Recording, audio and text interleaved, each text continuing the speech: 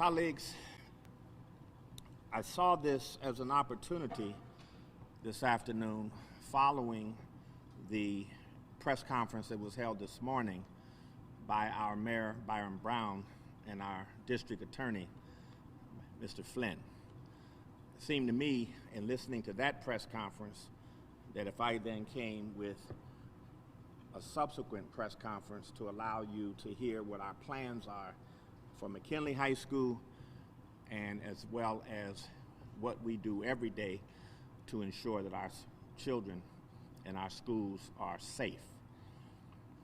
And then, of course, I'll give you a chance to have your questions. And I thought that can be done all in one day before we get to the weekend so that we can go on and continue our planning for the week ahead. Now, with me are some very special guests this afternoon, and I'd like to take a moment to introduce them. And I'm going to do it this way. First, my very special partners from the community of Buffalo who have been known to you, known to Buffalo for many, many years. But there are three partners that I had indicated back in the November board meeting that we would like to have a special partnership, and you provide services to help our students, particularly around their social emotional needs coming out of this long, long period of COVID that we have been in. It has affected our children's social emotional and overall health and wellness more than anything else. So let me start with our esteemed Reverend Gelsey, if you could stand up and say who you are. I'm Bishop Frederick A. Gelsey, CEO of Community Solution Foundation. We find problems in the community and solve them. Also, homicide education. Thank you, sir. Pastor Giles, longtime leader in the community, and certainly for Peacemakers, if you could stand up and introduce yourself and your colleagues who are here with you today. I am Pastor James Giles, coordinator for the Western New York Peacemakers, of which you see representatives here today. Pastor Kenny Simmons representing Mad Dance, Lenny Lane representing the Fathers, Murray Coleman representing Stop the Violence Coalition, Pastor Tim Newkirk representing GYC Ministries. We are collective, engaged in safe passage, making sure our children are exiting school safe, as well as mentoring. Thank you, sir. And also Mia Ayers, who is the leader of our MVP, Most Valuable Parents. I believe Keith Matthews is here, and he has some of his colleagues as well. Sir. Good afternoon. Keith Matthews, Special Affairs Coordinator for Most Valuable Parents Buffalo MVP. I have one of my colleagues with me here, Jacqueline Kroom. We have, I believe, 3 other members of MVP out in the audience. And we are here to support our school, our superintendent, and all of our community leaders. Thank you. Thank you, sir. You're welcome. Colleagues, suffice it to say that this is our esteemed staff that have come today. We have the building leadership that is here. Very proud for them to be here. If you could just stand up, the building leadership that is here today, and say your name. Good afternoon, Dr. Danielle Ware. Dr. Danielle Ware. Elizabeth Canella. Elizabeth Canella. Karen Kibler. Karen Kibler. Solomon Jackson. Solomon Jackson. John Pilato.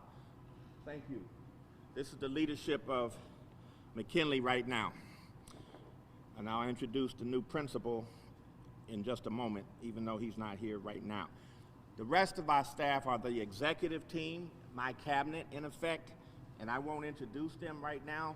Suffice to say that they're here in support of all the work that is being done and that will be done in the weeks ahead.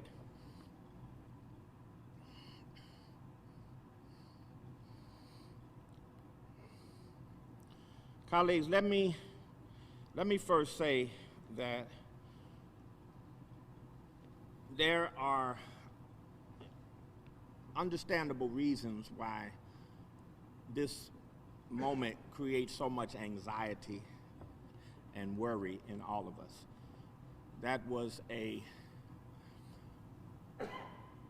traumatic event that occurred on Wednesday here, just on the outskirts of this campus.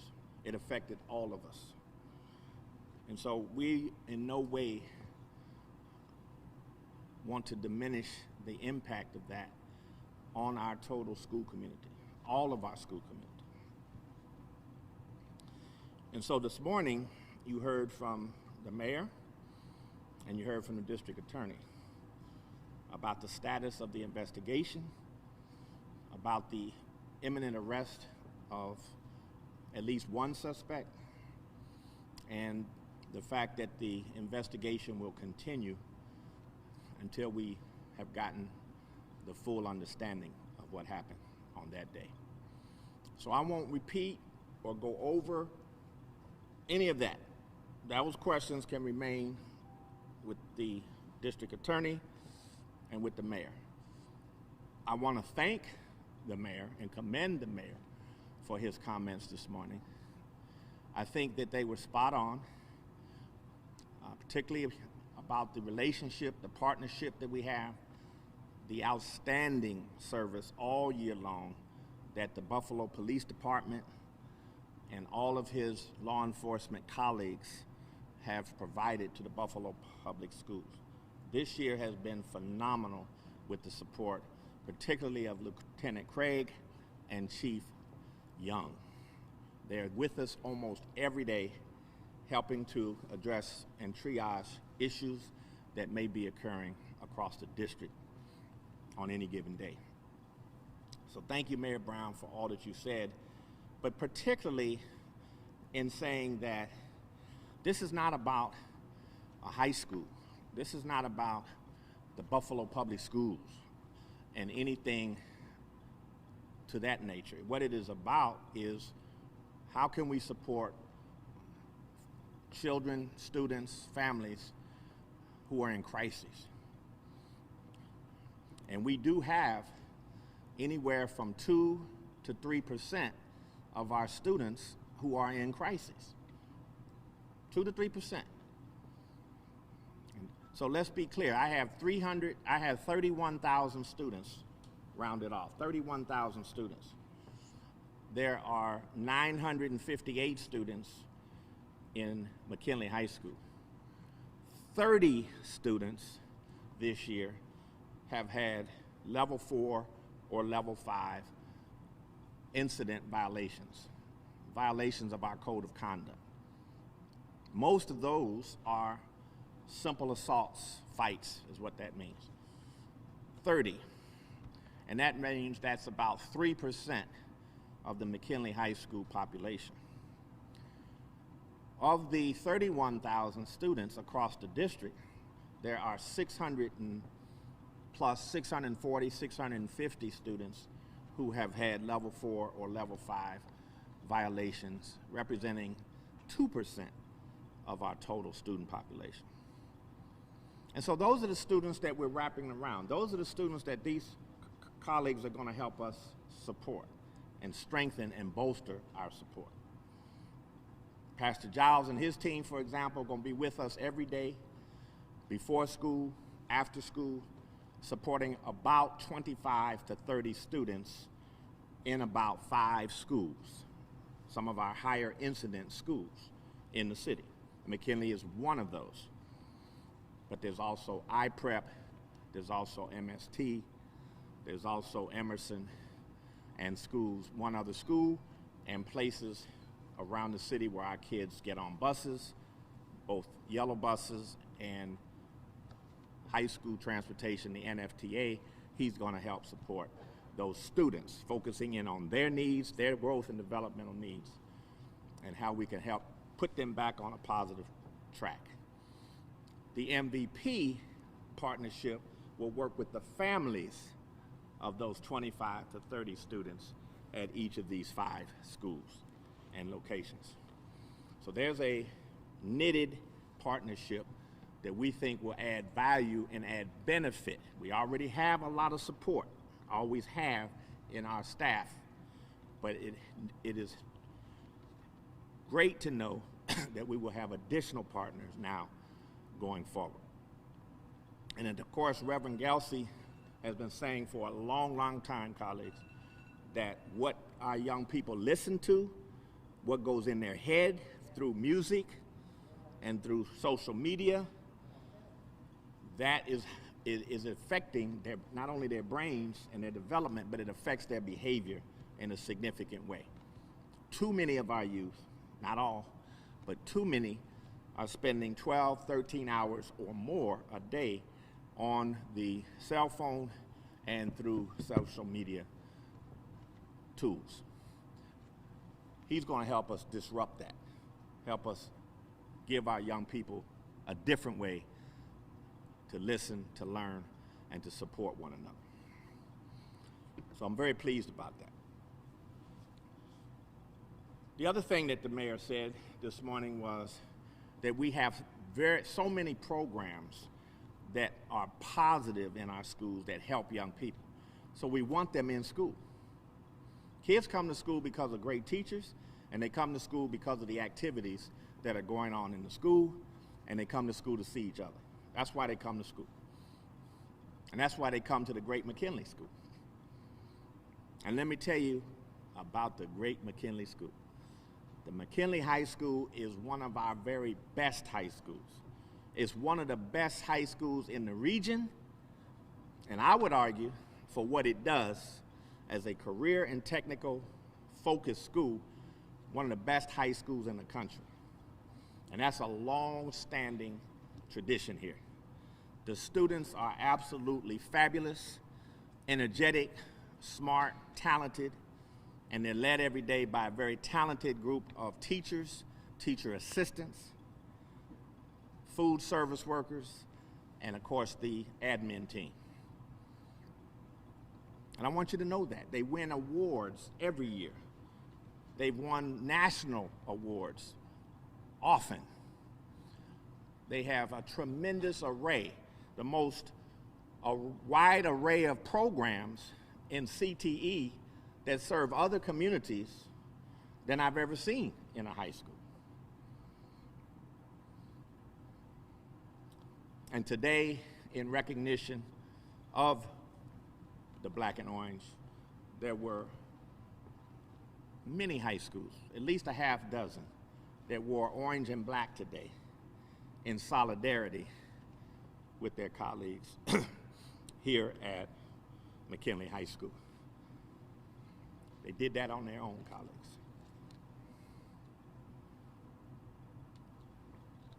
Colleagues, at the somber event that occurred on Wednesday, while we have 5 security officers that are employed and stationed here every day, 5. At the time of this incident,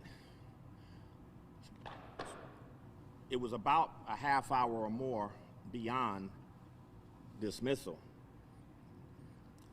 And there were only 2 security officers that were remaining. And those 2 chose to remain because they wanted to make sure the kids were safe and got on their buses in a timely way and dispersed walking expeditiously. Those 2 heroic security officers employed by the Buffalo Public Schools, I want to acknowledge in a special way right now. Mr. Bradley Walker, the young man that was shot in the leg, home, went to the hospital briefly, and then was dismissed as an outpatient, and he was home that night.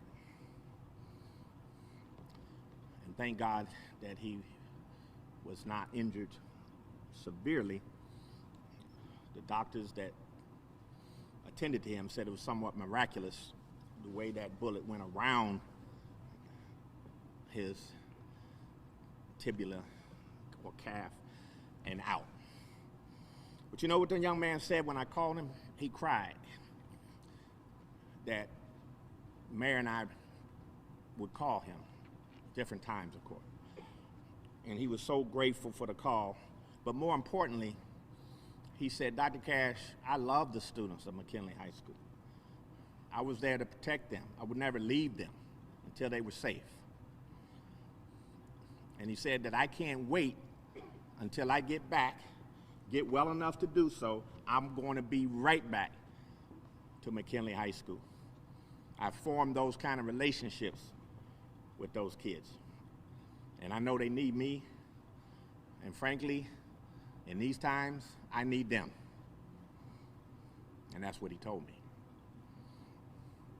And then Jennifer Little, a veteran school security guard employed at McKinley, when she saw that her colleague, Mr. Walker, was injured, she went immediately to his side and kneeled down and began to provide pressure and I guess a makeshift tourniquet to make sure that he was okay. And she stayed with him until the ambulance came and took him away. Those are true heroes. They don't want to be called that. They don't see themselves that way. But that's who we are. That's the kind of people that work for the Buffalo Public Schools. That's the kind of people that work for McKinley schools, McKinley High School, every day. And so let's keep a perspective on this, colleagues, please. We've hired a new principal. That was in the works weeks before the incident, unfortunate incident on Wednesday. Not everybody raises their hand to step up to take high school principals once they get comfortable and know the students and staff of their present high school. It's hard for them to move because they feel they have made a difference there and they feel they owe that student body their service. But when I called for someone to, I said, I need people to step up. We got to patch and heal that culture over there. I need strong leadership. Who will do it? And Mr. Mustafa Khalil stepped up from his role at East High School and said, I will go to McKinley High School, sir. I welcome the opportunity to go to McKinley High School. And he started yesterday. And on his very first day, when reaching out to the faculty and the staff, they were very appreciative, and the parents, they applauded his arrival. They were grateful to see him, and I know he'll do a great job in resetting the culture and the climate here at the great McKinley High School. So that's change number one, priority change number one, that is part of now the introduction into the reopening plan. It is a 5-page document. It is detailed, and it includes major portions like staffing. We have 16, for example, teacher aides and assistants here. We had 6. I've added 10 more. They have 16. But I had already done that before Wednesday. But 16 aides and assistants for a school like McKinley is substantial, and it's a good additional support. As I already mentioned, we have 5 security guards. We're going to hire additional behavioral specialists. We have an additional assistant principal that I already had hired in the beginning of the year, because we had novice administrators here for the most part. In their first 3 years, it takes you at least 5 years to get your sea legs as an administrator, especially in public urban education. So those changes have occurred. We've made a number of adjustments to our already strong social emotional supports curriculum under the excellent leadership of Dr. Tanja Williams, who is our Chief of student support services. We've made a change in our operational structure so that we could reset the climate and culture, making sure that every minute of the day has adequate supervision and coverage. This is a large high school with many, many exits and entrances. All of those had to be secured, had to be reassessed, and the hallway, bathroom, every room, every passage of classes all needed to be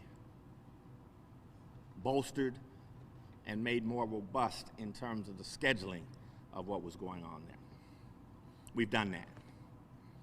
We've begun to reach out and have initial conversations with parents and students, particularly those who seem to be most affected and stressed over the occurrence. We made specific outreach and have already talked with those parents and those students through, again, Dr. Tanja Williams. She has done that herself.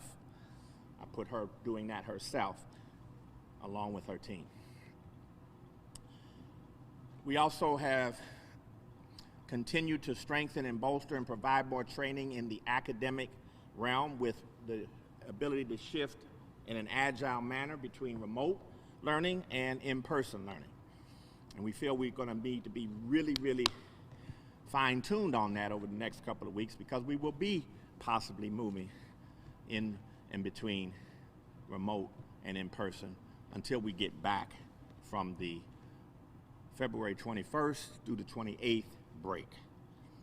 Now, we will start on the 14th, Monday the 14th, but it'll be a day where we really want to talk and engage teachers and the parents more fully. We're starting tomorrow, but it's volunteer tomorrow. So tomorrow, Saturday, I'm going to pay for a professional day, but teachers who want to come in person and be with us tomorrow morning from 9 to 12 will come in, have conversations and healing dialogue, restorative dialogue with each other and with our principals, so that we can hear from them about what they would like to see and will be helpful, both their ideas as well as their professional expertise of I'm willing to do. See, I'm willing to do. That starts tomorrow. We're going to also, because it was already planned, have an extraordinary program with MBK and the MBK scholars under the leadership of our Dr. Fatima Morel tomorrow morning, where she has a session with about 80 participants, and they're going to have a remarkable learn-in and training experience tomorrow morning. She's the best in her field, period. And that brings in students from McKinley as well as students from all over the district to come and share experiences in the great cultural tradition of African Americans, especially. That's a special focus tomorrow because it's Black History Month. So that will continue. I've said Zaire, that's Zaire Dorsey, really good coach here at McKinley. McKinley is in first place in the boys basketball team, and I didn't want to pause them for a week and a half, because those kids are motivated and excited, and the school spirit is behind that team right now.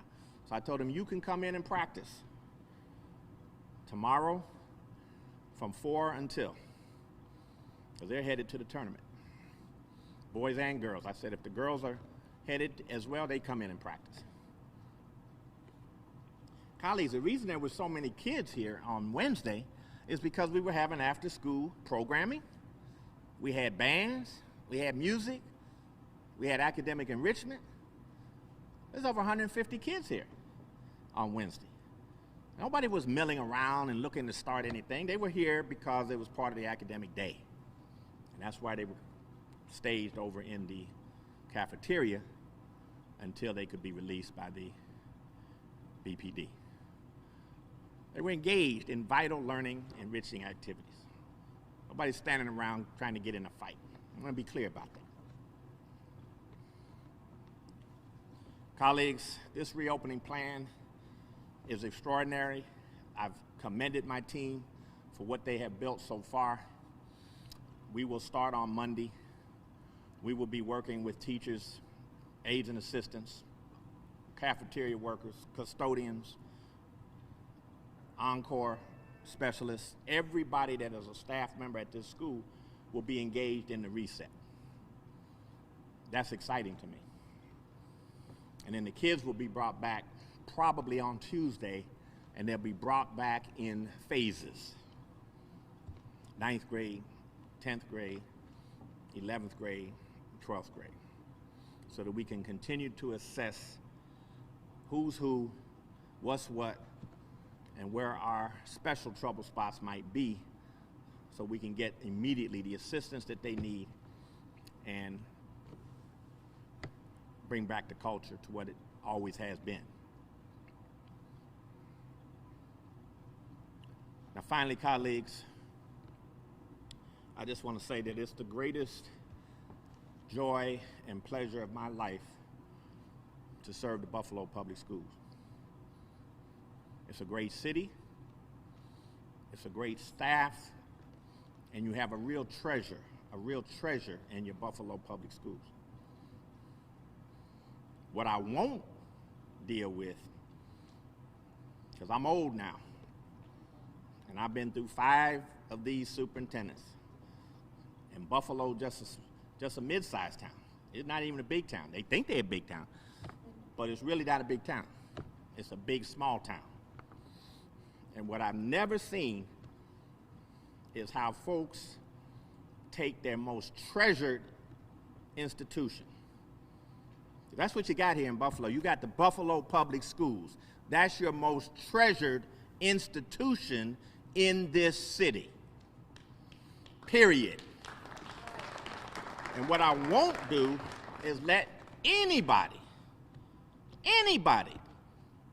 continue to trash and bash and trash and bash your school system. It's yours over and over and over again.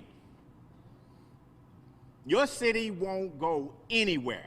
You won't even get out of the blocks if you don't have an excellent public school system. And you know what? You got one. You got one. This system is recognized now all over the country as a proof point for progress. It's a proof point for progress. Talk to your real customers. Talk to your students. Talk to all the parents, not just 1 or 2. And you'll see that the Buffalo Public Schools is more of a pride point than it is something to be disparaged. Now, there's always room for improvement. This work is never over. Improvement is a way of life. I hope you're trying to improve as a reporter. I hope your news station trying to improve as a news station.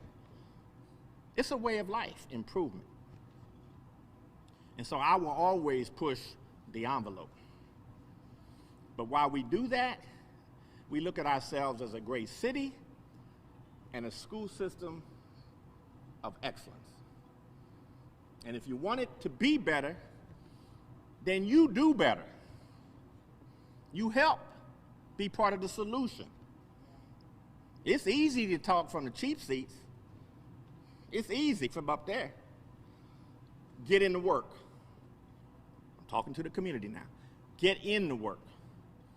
And that's why I'm so proud of these partners, because they're going to be full in the work, always have been.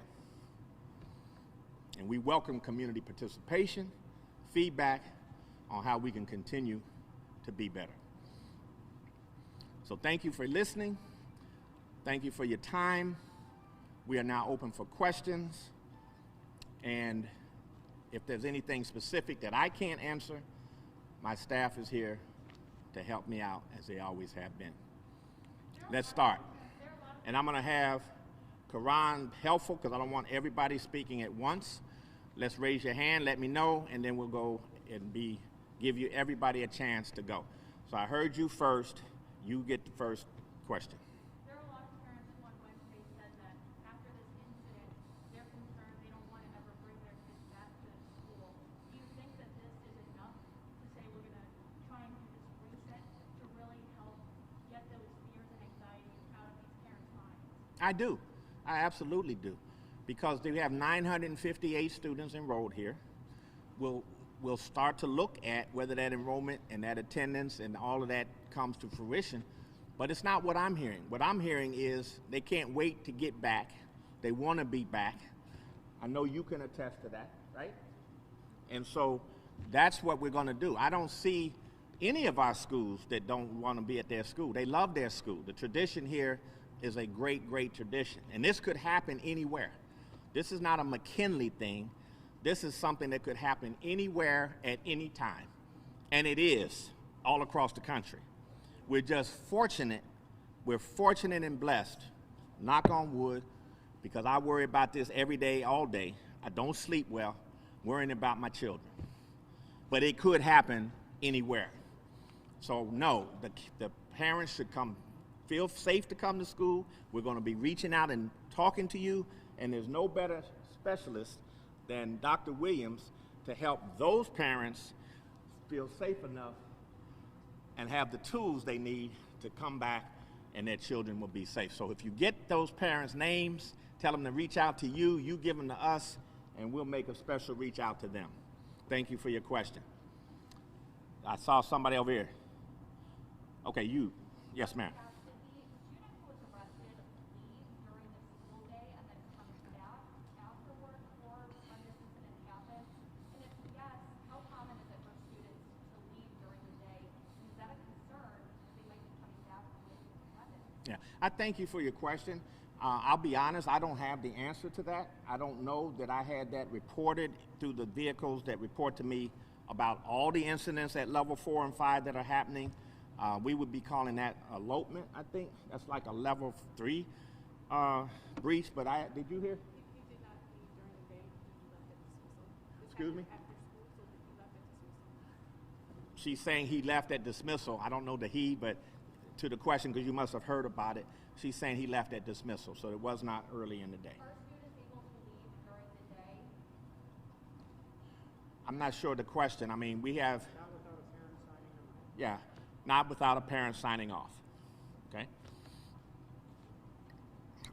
This young lady. Sure. You said you have 5 security officers here. Yes. Do you have any SROs, if not, like, permanently assigned to the school? If there aren't any, have you asked the city for help? And on Tuesday, when kids come back, will there be a noticeable police presence? A noticeable police presence. Okay, I thank you for your question. I think it's a fair question. It's a fair question.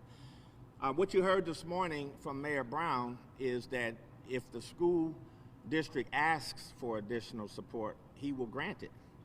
And what I did ask him, the short answer is no, we don't have SROs assigned here right now. But I said, Mayor Brown, could you, for a few weeks, let's say to the end of March, could you provide several officers to drive by, stop out front, come in, do sort of a check around the school, talk with the admin team, say, is there anything you need help with, any assistance I can provide for the next several weeks through March? And he said, yes, Doc, absolutely. So we will have 2 officers assigned here, SROs, through the end of March, and longer if we need it, but we don't anticipate that we will need it. We think we will be fully reset by that time.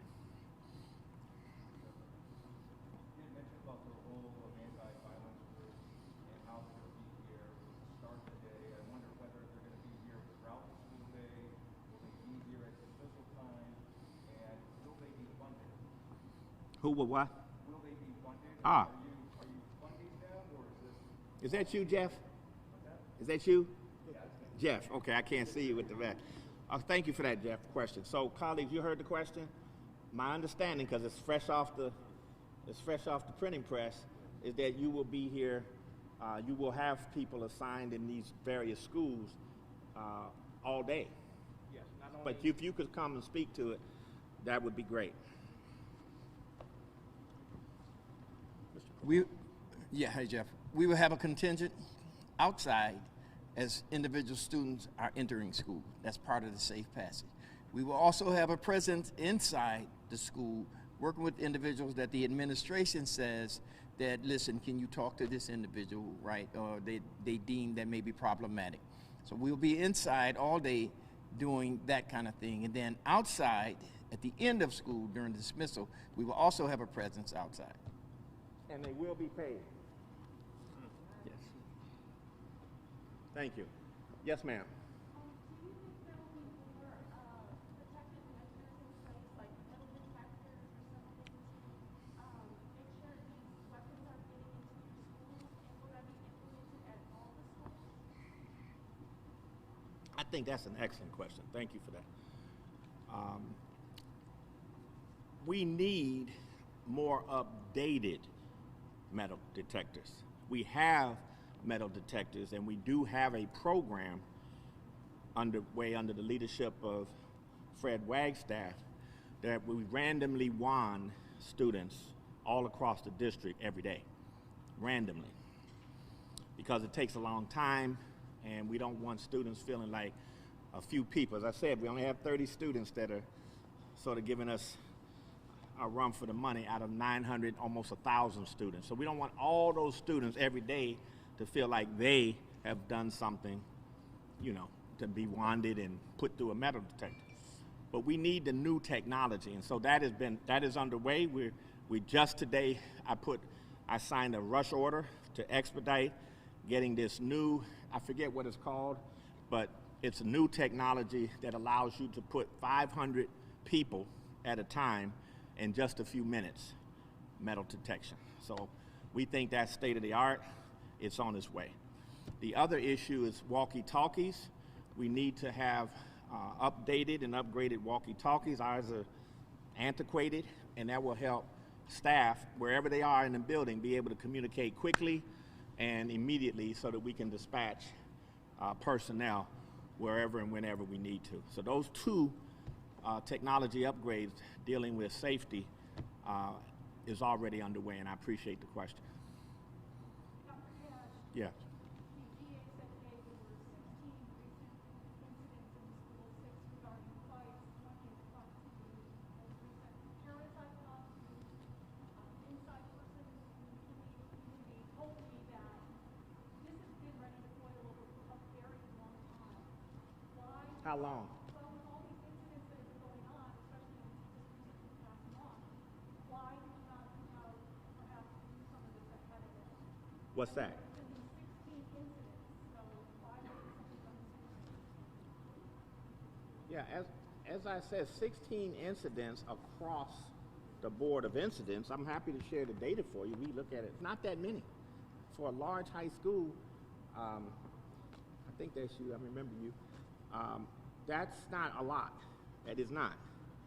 So let me be clear that we have done our very best to reset. I have had Toya Wilson, as I said, one of my top high school associates for school leadership. She's over here herself all day on many a day while we're in this transition period to get a new principal in here. See, the one thing that's tough is that we've had this transition this year trying to establish with mostly new administrators, mostly. When I say new, we call new novice in your first 3 years. And so now we can solidify and stabilize that team with Mr. Khalil coming over. And all of that you'll see, I think, relatively quickly, you'll see a settling of McKinley High School. Yes, sir.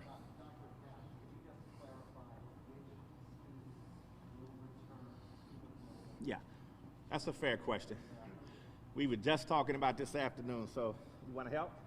All right, Ms. Wilson will come up and help me with that. Thank you for your question. So thank you. Good afternoon. First, I can't start speaking before I acknowledge and thank the McKinley MAC faculty and staff who work tirelessly every single day to support our students. As Dr. Cash said, I've been here quite a bit, and I've seen firsthand what they do day in, day out. Understanding what happened on Wednesday, so many went above and beyond. There were many heroes, and you will be learning about them over time, but there's no other way. I feel like they need a round of applause. There are some here today, some our staff here. So we're looking at a phased approach. We really want to have the opportunity to continue to focus in on these small groups of teachers, students, families. And so we have a phased approach that will kick off next week. And this approach will be by grade level, and that communication will be going out to the McKinley Mac families later on today. And each grade level will know which day they are returning, and we will have, of course, the setup ready for them to go as far as engaging them in this work, and they will continue to be engaged remotely in this work. Thank you. Okay, so you're not able to say this grade on Tuesday, this grade on. Have we gotten it down to the grade yet? That's what we're doing. They're working on it right now. But will it be by grade level? By grade level. It'll be by grade level, you can say that. Colleagues, one or two more, and we'll close. Brought up on Wednesday was better communication, more notifications, or more timely notifications from the district. Has any of that been improved, or was any of that changed? That's one. And then you had mentioned about the assessment of the security going to the halls and doors and the locks and everything like that. Is that layout assessment, did that already happen, or has that yet to happen? It's underway. It's underway, and it's constantly happening with Fred Wagstaff, our executive director. But now we can build that in to our plan, to who's where at what time during the day, and there is no exit that is not covered. Some of that was just a little bit better deployment because they do have the resources to do it. So we'll do that. Now on the communication issue, I'm sorry, Jeff. If you could, do you need to repeat any of it? Okay. On the communication piece, on that day, you know, I'll certainly apologize if folks felt like they didn't get timely communications from the district. That is always our primary skill that you have to have: communication, communication, communication. And certainly, we will continue to do better. I will say, it was just a tough time of day. Anytime you have dismissal, and we weren't really sure who was on site because it became a crime scene pretty quickly, and then the BPD took over the crime scene, and all of their associates, the FBI, the Sheriff's Department, and the SWAT team, and so forth, they were in charge of the scene and the crime scene. So. I know that Dr. Ramona Reynolds told me that if this all happened around 3:45, I think by a little after 4:30, 4:40, we had begun to send out our parent communication notifications for McKinley. So if we're off, we were off by 45 minutes to an hour. What we couldn't tell and say is, when will your child be released? Because there were a lot of parents over here waiting for the children to be released from the cafeteria, understandably so. But I couldn't speak to that. That needed to be spoken to by the Buffalo Police. And what my understanding is that they had to interview everybody before they could be released. And if you have 150 or more students gathered, 150 interviews, it's going to take some time. And so that was where some of the angst and anxiety was, is when are they going to be released? Where's my kid? What's happening to my kid? So I understand that, and as I said, I apologize.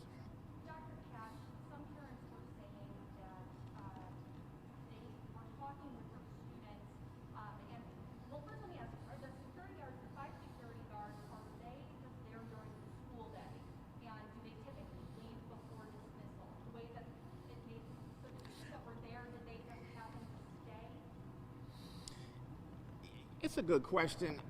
They don't leave before dismissal, but their contract calls that they can leave at dismissal. And so, as I said, this happened about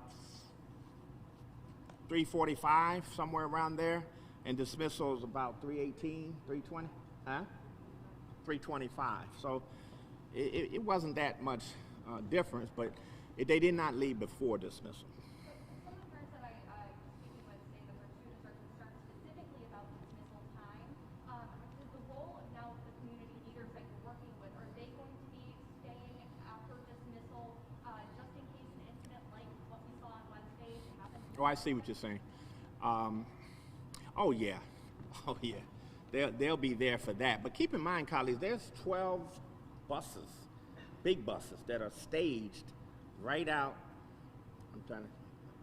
Right out here every day, 12, and you have to wait until everybody gets on and buses disperse. So that's a 25-minute process right there. So yeah, it would have been great if everybody was right there and said, I'm gonna stay and do that kind of thing. But it's part of the cultural reset that we're doing, because it doesn't have to just be security guards. It can be any number of folks that we can pay an additional stipend or an additional hourly wage so that they can all have more than adequate coverage, sort of like a 4-to-1 ratio, 5-to-1 ratio for the students who are out there for about 20, 25 minutes. So all of that is part of the plan. But I thank you for that question. All right, we're going to start to wrap up now. Yes, ma'am. The two SROs that you asked for help from the city for that are going to be here till the end of March, obviously that comes after a really, an incident that shook the community. So what is that tipping point to reach out to the city to ask for more of these resources? Is it just, something like this that's so serious, or might you consider calling in for extra help for something more minor in the future? Right, it's a good question. I've done that through the year. We had a couple of hot spots for a while down where we have 5 high schools, colleagues, or at least 4. What is it? Charter, Buff Science, Charter School, Emerson, 2, 1, 2, that's 3, Hutch Tech, and that's it, right? Huh? Who else? Who? Oh, OCC. So we have 5 high schools right there. And if you go straight up Chippewa, what's that station called? Fountain Plaza. That was a hot spot for a while, colleagues. 5 schools converging, kids coming from all over the city. And I asked Mayor Brown to give me 2 officers to be posted there right at dismissal.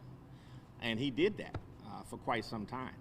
So that spot, though, has calmed down, right? And so we've redeployed in some other places. So bottom line, whatever we ask for, he will help. But what I don't want to do is put security if it really isn't what is needed there. See, if you overweight it, then you have a different kind of environment. And I want the kids and the staff and the people that they know every day to be the ones that are in these places. And that's what we want to get back to quickly. But in the interim, we'll do that and look at these spots. Sorry, where is that point exactly? There is no magical point on that. There is no magical point on that. You could have a lot of incidents, but they're not stabbings and shootings. See? You could have 1 stabbing, as we've seen, and 1 shooting, and so it's not the number of incidents, it's the nature of the incidents. And that's what we want to make sure we have maximum protection and safety for our communities on those issues.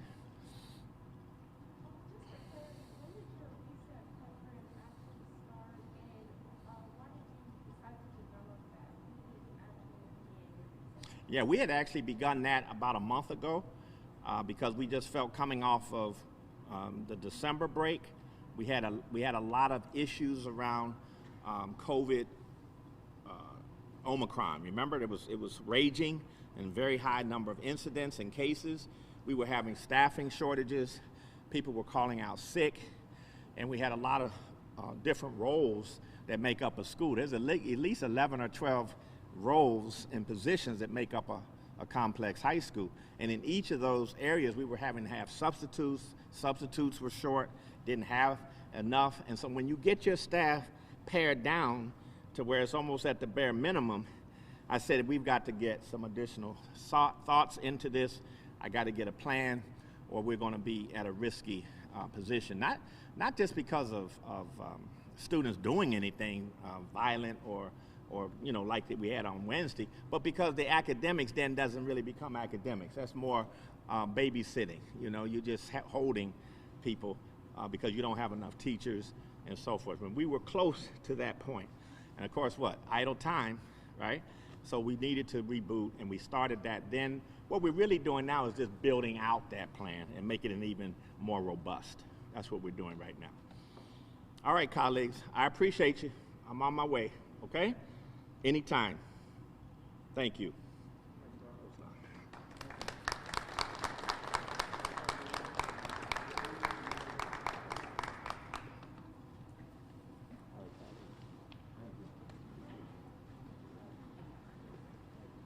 Thank you for coming.